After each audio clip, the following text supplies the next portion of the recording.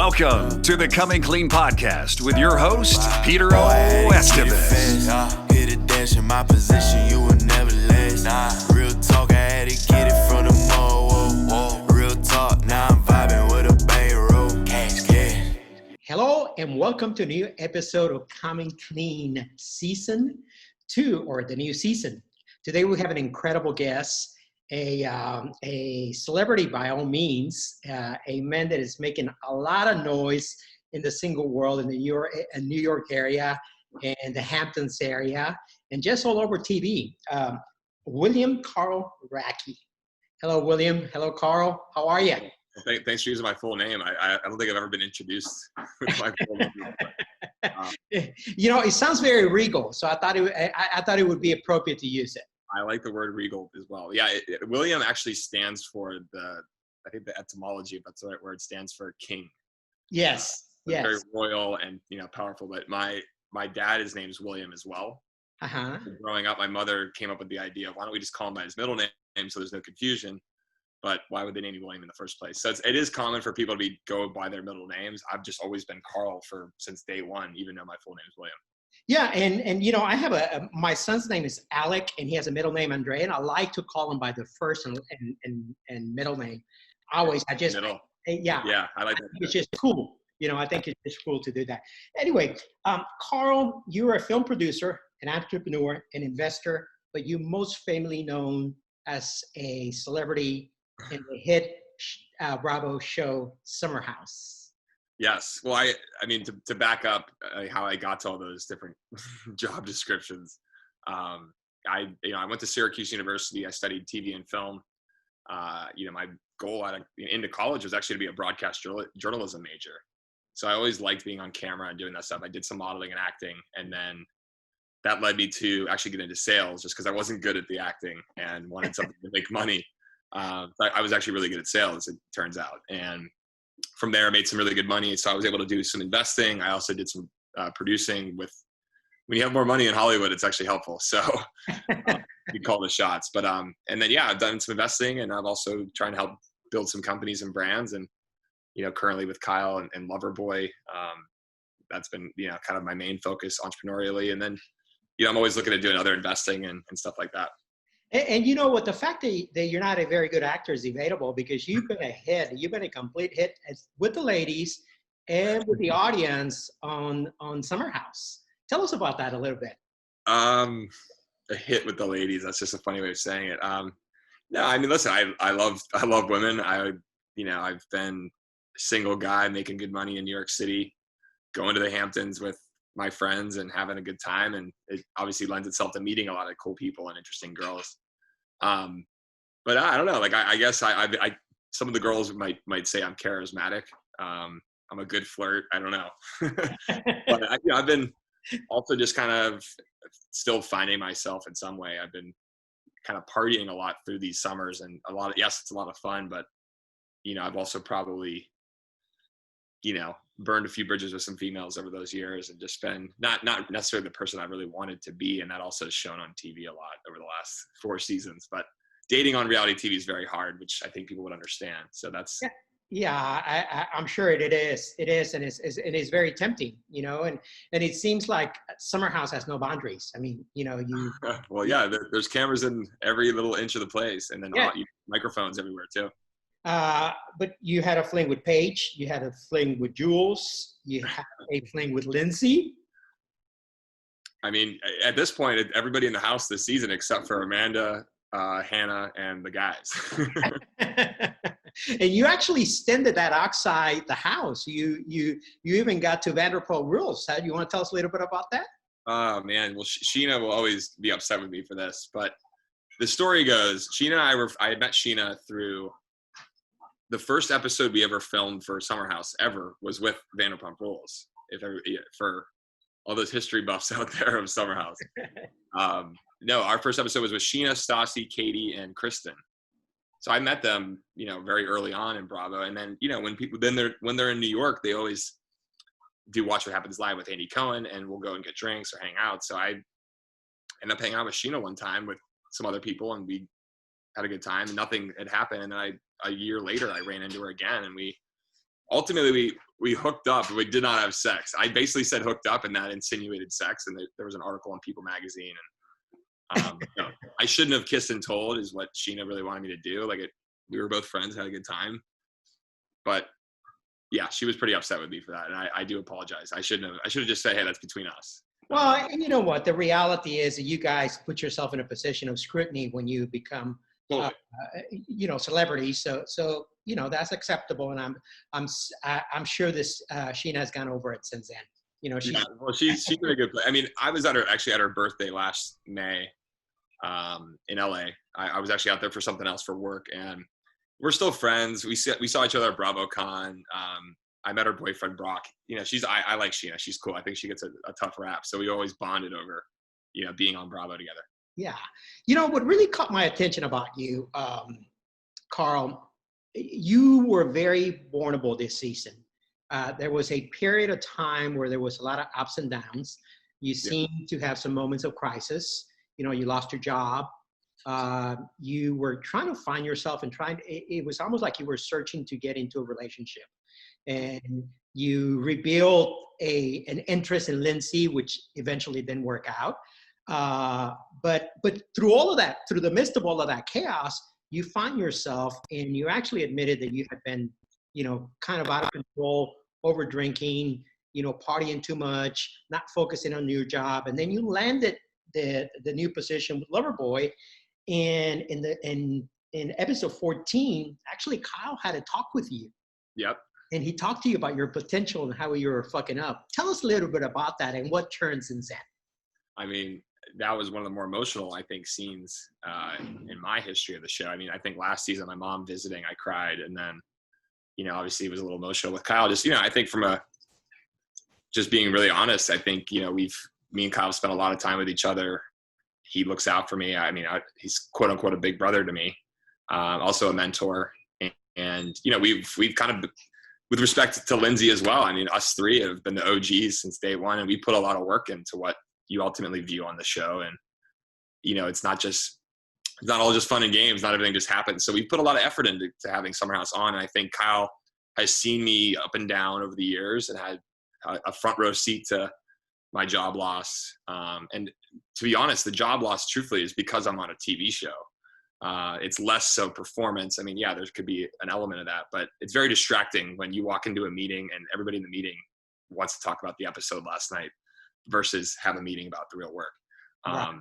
I'm that polarizing for whatever reason in New York. And so the job stuff was really difficult. And I think Kyle realized, he knew my sales background, and Kyle's also a sales guy. He ran an enterprise sales team in New York, and we used to bond over technology, entrepreneurial stuff. So we were always like bouncing work stuff. And he, I think, has seen my potential and seen me when I'm doing really well and how happy I am. And, letting this torpedo, letting my drinking and partying get in the way of a really good opportunity with LoverBoy. And that the thought of losing that was very scary. And I think you see that unfold in that last episode of how, he's a friend, he's a brother, but also as a business. I mean, we raised $1.3 million from friends and family, and even Amanda's parents are involved in that. So he's got to now answer to a lot of people that it's more than, it's bigger than the friendship. And so yeah, I mean, it's a long-winded answer, but it's real. And I think people forget, sometimes that we have, outside of the weekends, we actually go back to work and we have careers and jobs and bills to pay and things to do. And that the thought of losing the opportunity with Kyle and LoverBoy and helping him build something was emotional for me. So you're in sales business development for LoverBoy. How's that going right now with the pandemic? I mean, I would say alcohol sales are through the roof right now. I know I'm not drinking currently, which we can get into a little bit more. But yeah, I mean, I've been we're fortunate as a company that we can still operate, still work. Our product is featured heavily on the show. So as you can imagine, there's a ton of awareness and pent up demand for consumers looking for where to purchase our products. That has kept me very busy as a sales and business development. We're getting tons of interest from, you name it, from stadiums and things, but who knows when their next games will be. But we're getting interest from, bars in Florida and clubs and hotel chains, you name it. It's been an incredible ride so far, but very busy. We're still a startup and we're scrappy. We wear a lot of different hats. So I wouldn't just say I'm sales and business development. I mean, a little bit of marketing, a little bit of influencer, a little bit of, all that stuff. Yeah, and you're on it on social media, man. You're constantly on it. You're working it hard. You're doing a phenomenal job. Congratulations on that. Thank you. Well, I mean, I'm probably not as good as some of my other cast members. The females are a little more dedicated. I think social media is a powerful tool. I think I like to toe the line between, like, if I didn't have social media, could I still be relevant and still have adult conversations and still be in, like, I don't know, kind of in the scene. I'm 35, so social media is kind of, came about obviously around the 2000s, but I still like in-person, real contact and things. But right now, social media is our biggest powerful tool for our business. And absolutely. So let's talk about Carl. Let's talk about Carl and the fact that he's not drinking right now. Drinking seltzer waters. What was the pivotal point that got you to stop drinking? And is this a forever, or just simply on a quest to find yourself, or what? In being public about my sobriety, I'm learning a lot. I'm very honest and real. I mean, I've had to admit to a lot of things publicly that I never thought I'd ever have to, just due to the show.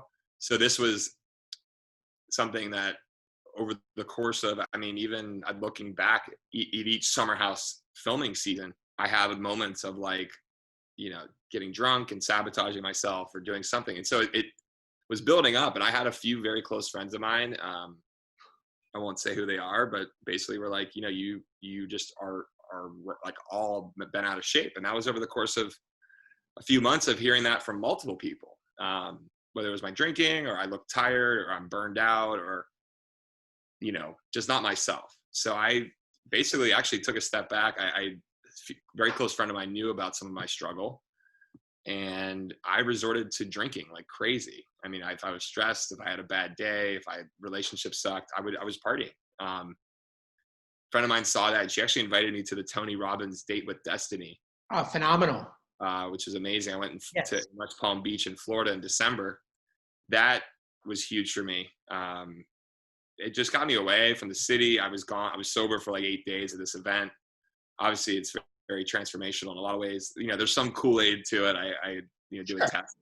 For me, it was getting back to myself and kind of getting some self-discovery. And I made amends with some people in my life that I hadn't been talking to. Was more clear in thinking about what I want for myself in 2020. So I really wanted to invest in myself and take a step back. And I thought, I needed to get therapy and actually address the issues that, I'd gone to therapy before, but never said that I had a drinking or, I had been struggling with those things. It was always like, oh, my parents divorced, or this girl in my life, or job, or whatever. I never was actually admitting that I was drinking a ton and getting really carried away. Do you believe you have a drinking problem? It runs in my family. Okay. I think there's varying levels. What I've learned is there's varying levels of, for the most part, when I was drunk, I'd be happy. And then the last 2 years, I got really mean and angry. And that's when it, I guess, started affecting my life more. Some people like the happy, fun drunk around. There's individuals in my family that they're drunk and they get really mean and angry and are impossible to be around. I was becoming that. And the sobriety that I'm on is something called a sobriety sampling. I'm trying 90 days. It's something that I'm really focused on, but I'm not saying I'm never, ever going to drink again. I haven't said that, but I'm, right now it's been nice not drinking. I feel great. I plan to keep doing this for the time being, still sorting out some other things in my life. And I think just trying to get dialed in and focus on myself and invest in myself. So this therapy has been an investment. I'm doing meditation, working out a ton. So I'm really trying to focus on and take advantage of this time. You're 6'5". Correct. You are in incredible shape. You have been known to be somewhat of a ladies' man. Well, a lot of a ladies' man. What man isn't a ladies' man? Well, absolutely. That is correct. Or a human man. Like, who's not interested in another individual?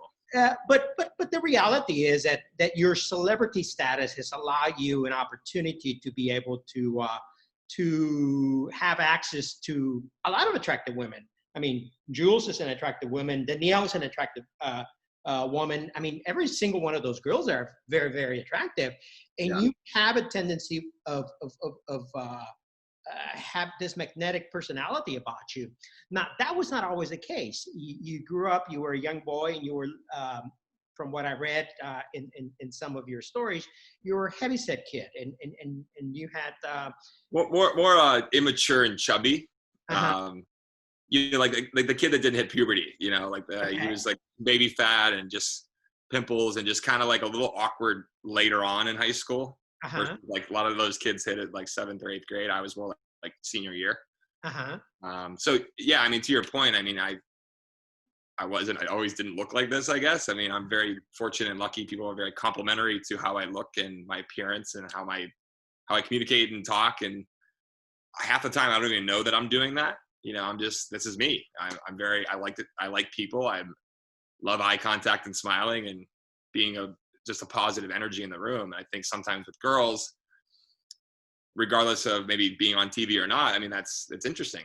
I've been very lucky to meet a lot of interesting girls, and all the girls you mentioned in the house are certainly awesome and beautiful females. But being on a TV show and all that comes with that is very difficult to juggle. You know, the level of scrutiny, the level of having to share everything and not really knowing where you stand in real life.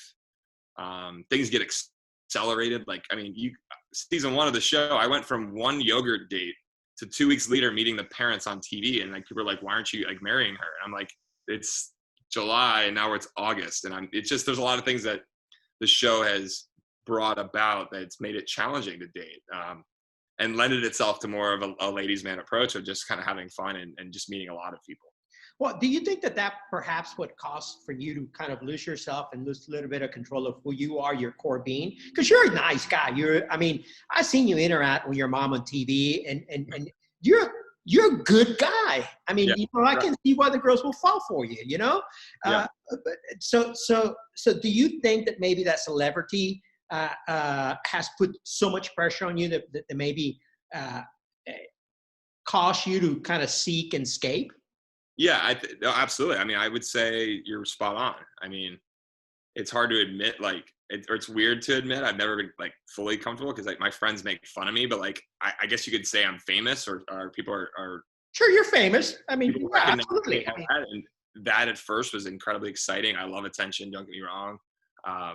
You know, when you have tons of people coming up to you and saying they love your show or they like you, or girls think you're hot, or guys think you're hot for that matter.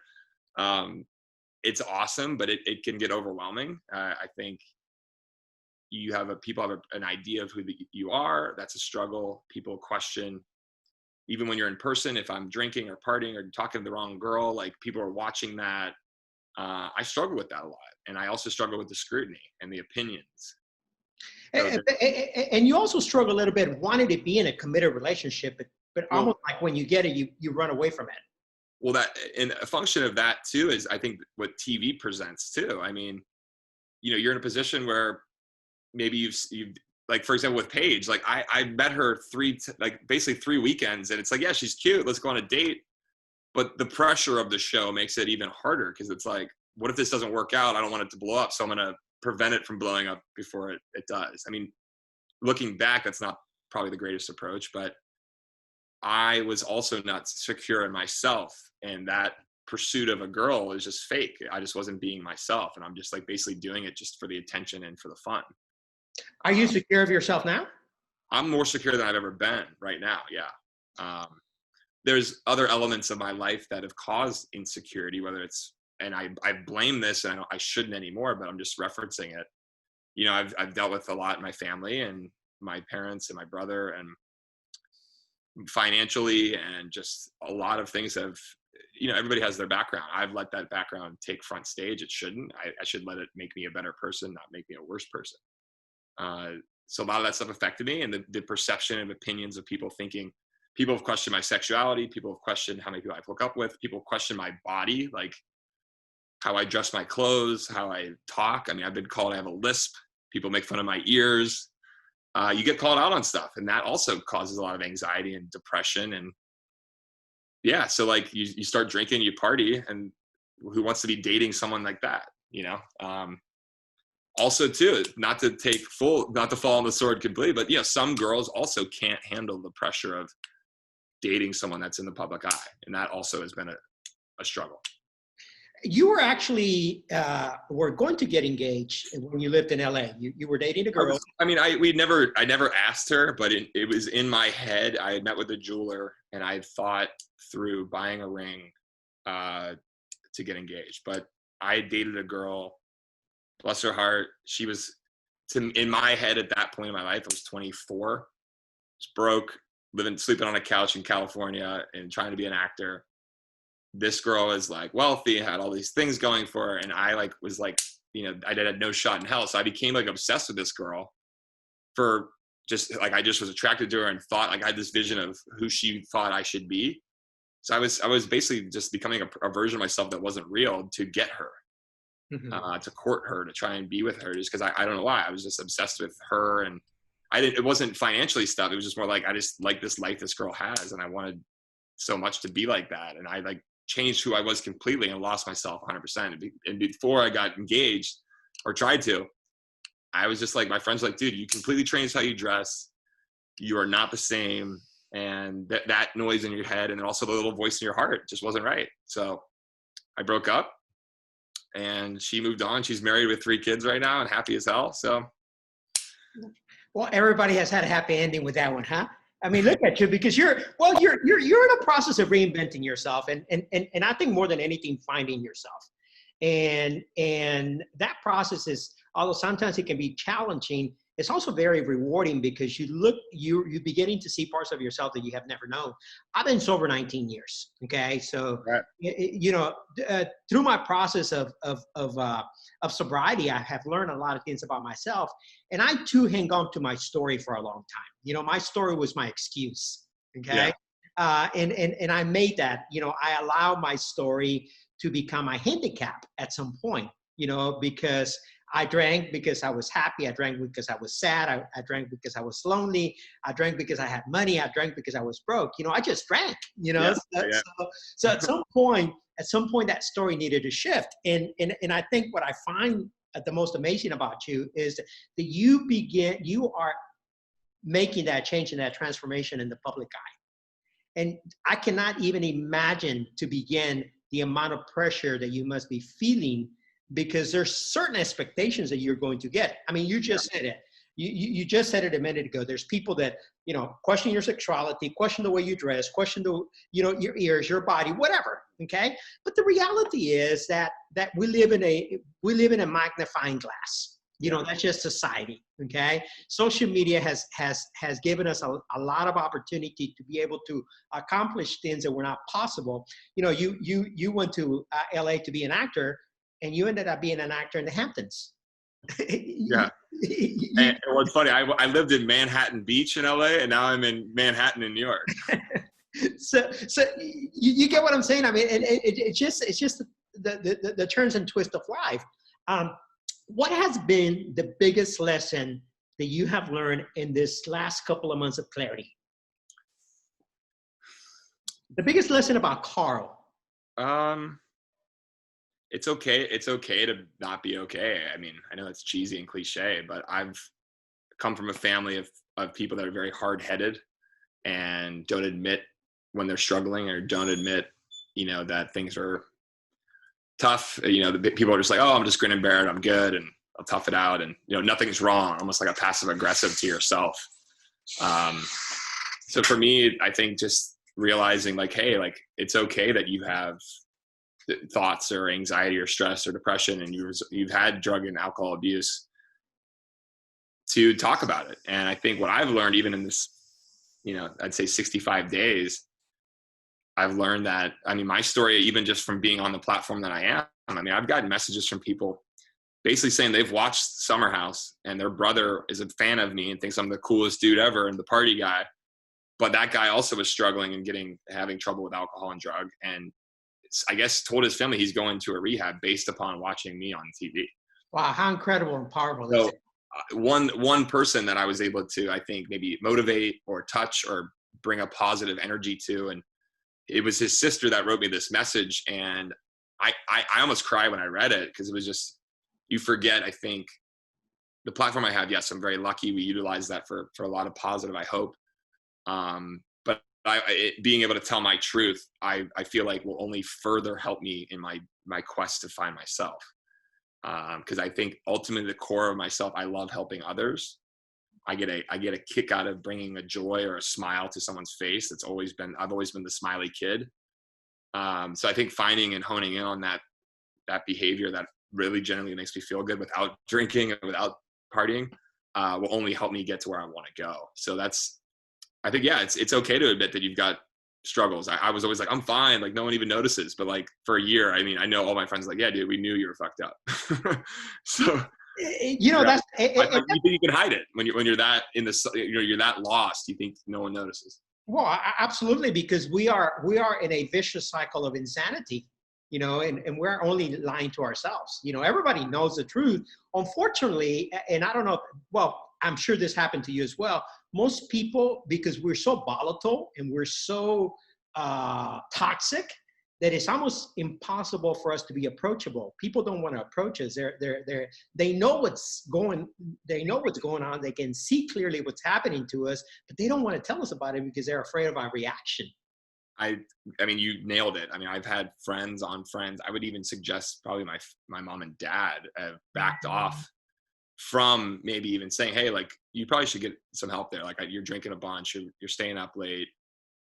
It's affecting other things in your life. They're afraid because I get angry. I mean, I have an anger to me when I'm drunk or, just all sorts of in my head, I can get really mean.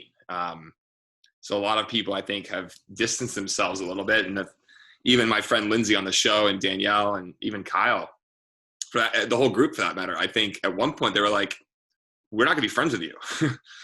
Not to that extent. I mean, Danielle and Lindsay for sure were like, I can't be around you if you're not gonna be healthy for yourself and taking care of you. And I was unhealthy with myself for a while. So, it's very sobering to hear when the thought of losing your friends that you really don't want to lose, it really makes you think twice about your choices. Absolutely. You talked about Kyle being somewhat of your big brother, but in reality, in the show, you played the big brother. I mean, you take care of everybody. You take care of the house. Yeah, I mean, I guess Kyle is older than me, so I guess it lends itself to being the big brother. No, I mean, we're best buddies. I couldn't imagine any of this stuff without him and Lindsay for that matter. But from a male perspective,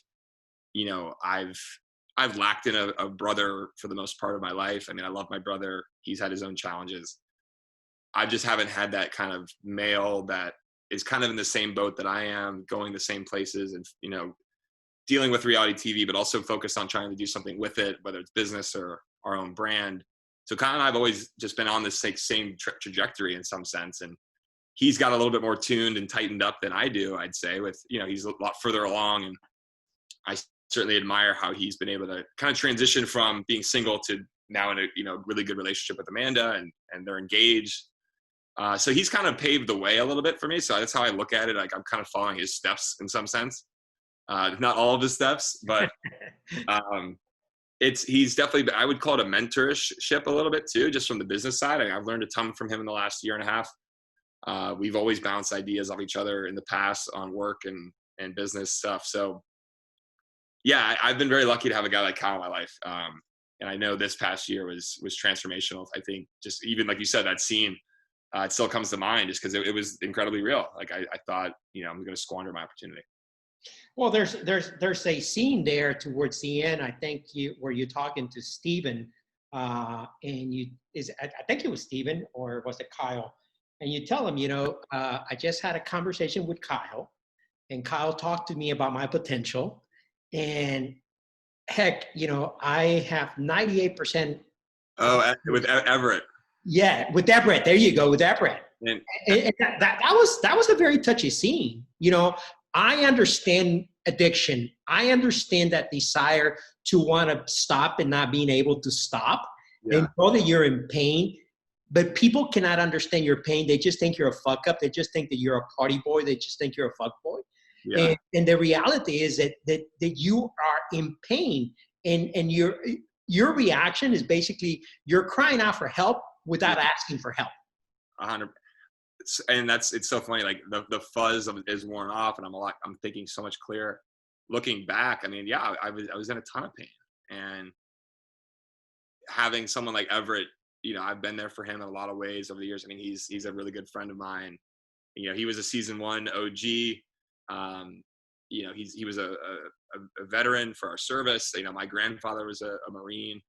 So I've always had a lot of respect for military folk, and, all that stuff. So Everett and I just became really good friends early on, but he also is, I mean, I don't want to speak for him, but I know his challenge of coming home from Afghanistan and some of his mental health he's used his platform to kind of deal with that with his charity, Heal Our Heroes.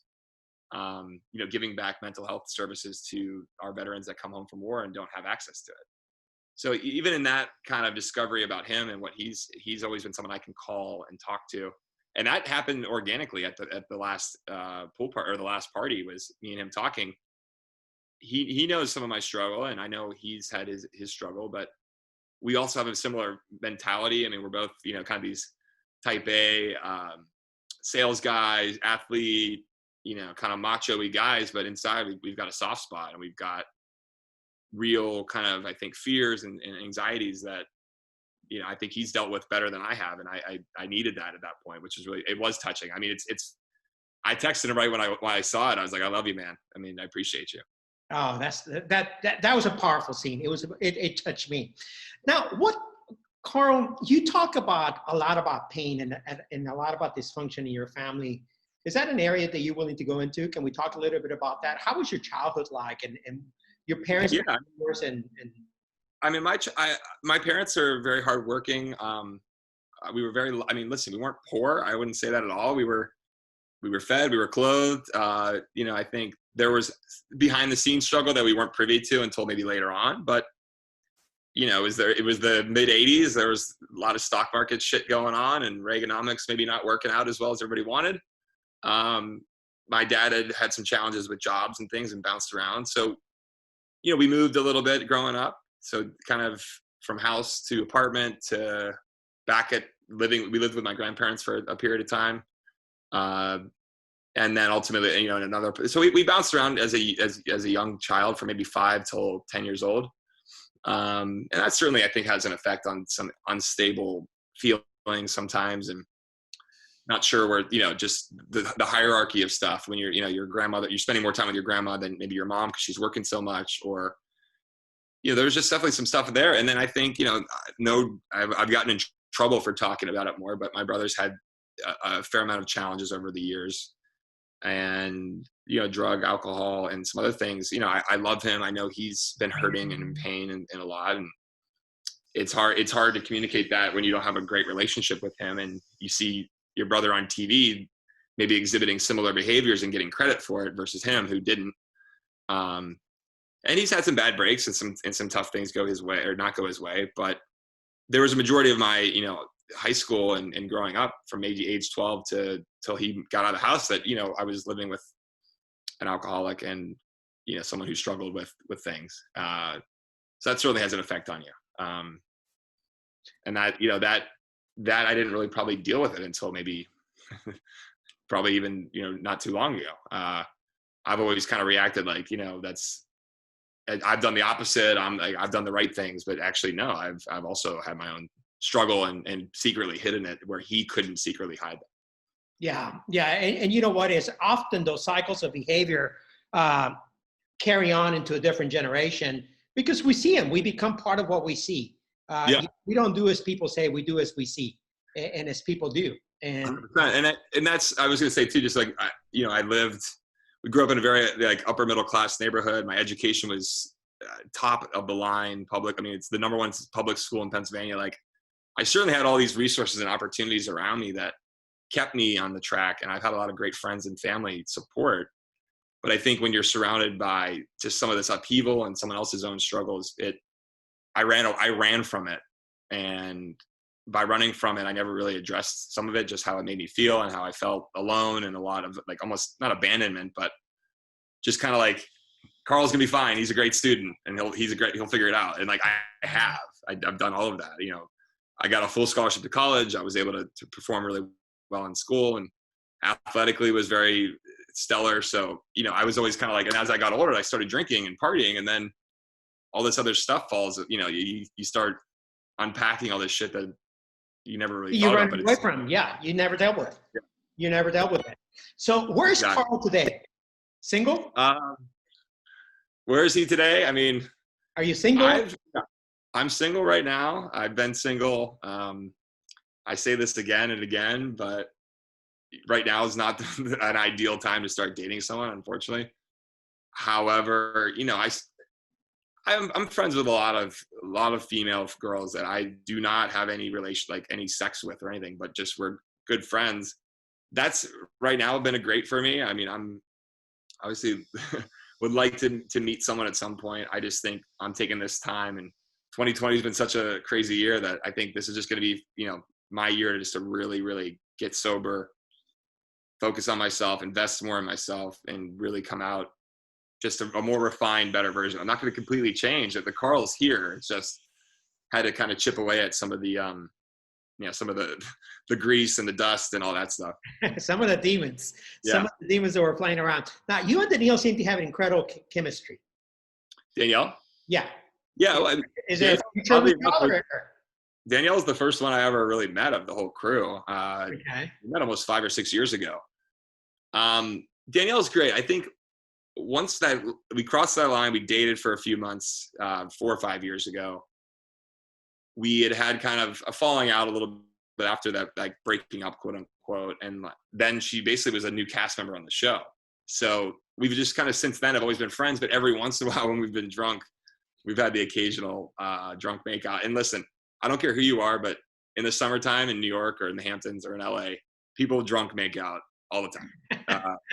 Mine happens to be with a girl I used to date, but we're just very close because, I know a lot about Danielle personally, and there's a bond there that I don't think can be broken. And same with Lindsay and even Kyle. Like, so much about these people and you spend so much time with them that there's a layer that, we got to look out for each other. And I look out for her, a lot. And I love Danielle. She's great.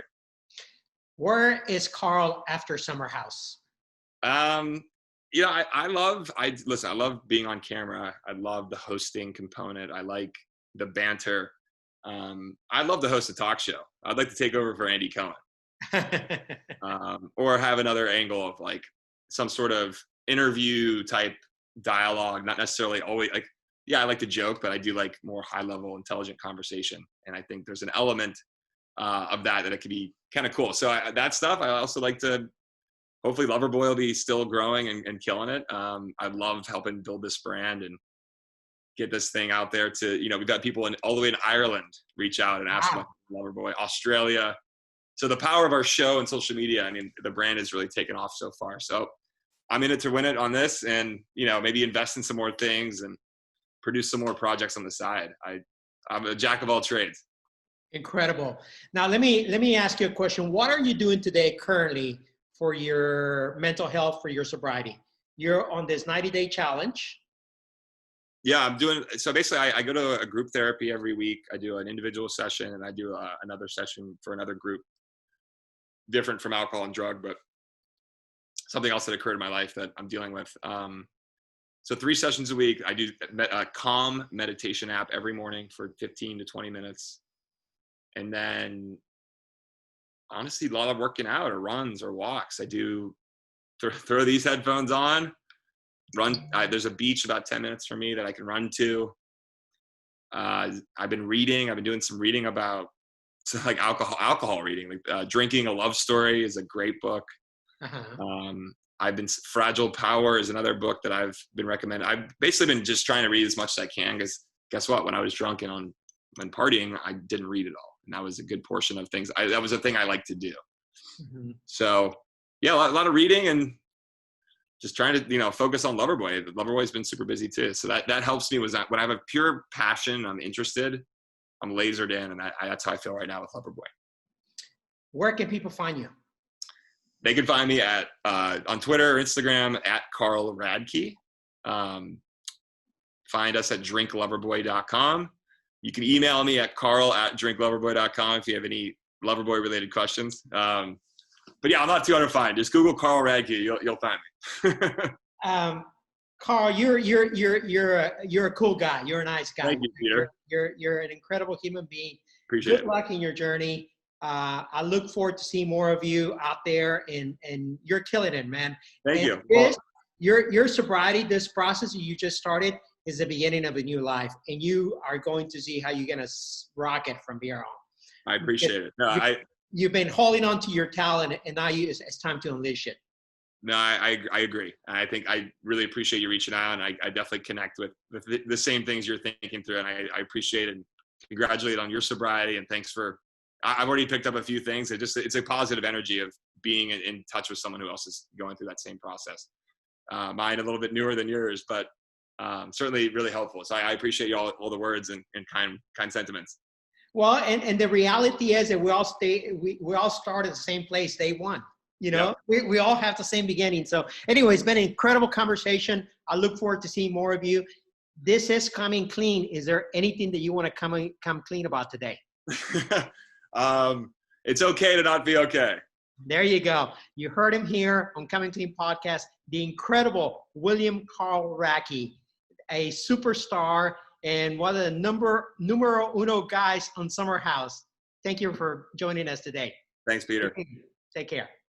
Thanks for joining us today on another episode of the Coming Clean Podcast. Make sure to join Peter and his next guest on a brand new episode as we continue changing and impacting lives across the world. Share this episode with a friend, follow, subscribe, and leave a review. Boy, I had to get it fast. Get a dash in my position.